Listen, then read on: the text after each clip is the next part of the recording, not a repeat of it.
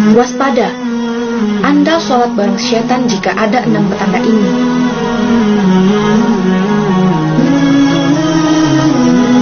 Dalam Al-Quran surah Al-A'raf ayat 16, karena engkau telah menghukum saya tersesat, saya benar-benar akan menghalang-halangi mereka dari jalan engkau yang lurus. Kemudian saya akan mendatangi mereka dari muka dan belakang mereka, dan dari kanan kiri mereka, dan engkau tidak akan mendapati dari mereka yang khusyuk. Setan telah berjanji kepada Allah untuk menyesatkan manusia. Tipu daya dan muslihat akan dilancarkan agar manusia ingkar dari Tuhannya. Salah satu caranya dengan melalaikan manusia dari sholat. Setan akan senantiasa menggoda manusia agar sholatnya tidak sempurna, bahkan membujuk manusia agar meninggalkan sholat. Rasulullah SAW bersabda, jika panggilan sholat dikumandangkan, maka setan akan berlari sambil mengeluarkan kentut hingga ia tidak mendengar suara azan. Apabila panggilan azan telah selesai, maka setan akan kembali. Dan bila iqamah dikumandangkan, setan akan kembali berlari, dan jika iqamah telah selesai dikumandangkan, dia akan kembali lagi, lalu menyelinap masuk kepada hati seseorang seraya berkata, ingatlah ini dan itu.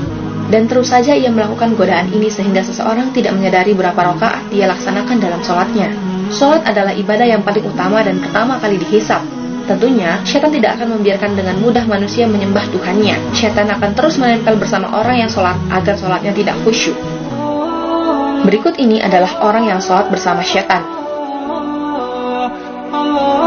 1. Orang yang waswas dalam niat. Syaitan membuat hati yang sedang sholat was-was dan tidak yakin niatnya telah sempurna.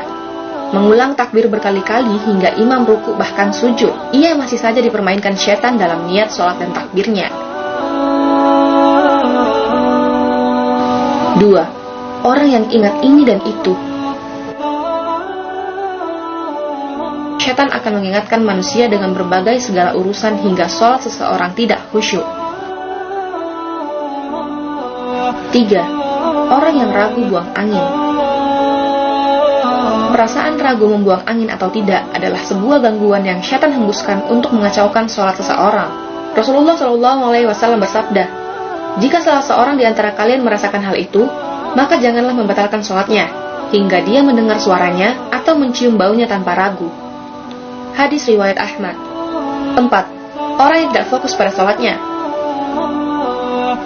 Syaitan akan membuat seseorang tidak khusyuk dengan cara mencuri perhatian sehingga seseorang menengok ke sana kemari, melihat tulisan di depannya, atau teralihkan suara handphone.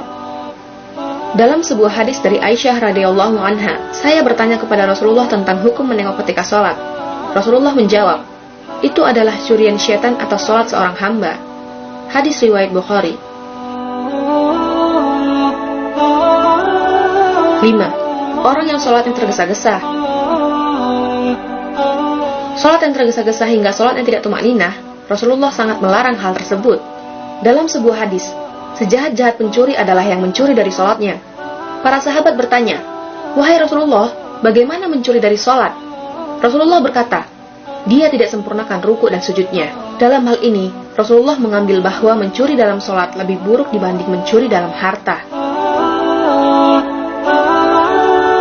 6. Wanita ke masjid menggunakan wangi-wangian. Menggunakan wangi-wangian ke masjid merupakan larangan oleh Rasulullah. Jika salah satu dari kalian para wanita hendaklah ke masjid, maka janganlah kalian sekali-kali menyentuh wewangian. Demikianlah syaitan akan mengganggu manusia dengan berbagai cara agar sholat seseorang tidak sempurna. Di antara cara yang paling sering digunakan adalah lupa sesuatu hingga tidak khusyuk dalam sholat. Namun ketika sholat, ingat lagi akan hal tersebut. Hendaknya kita senantiasa meminta perlindungan kepada Allah.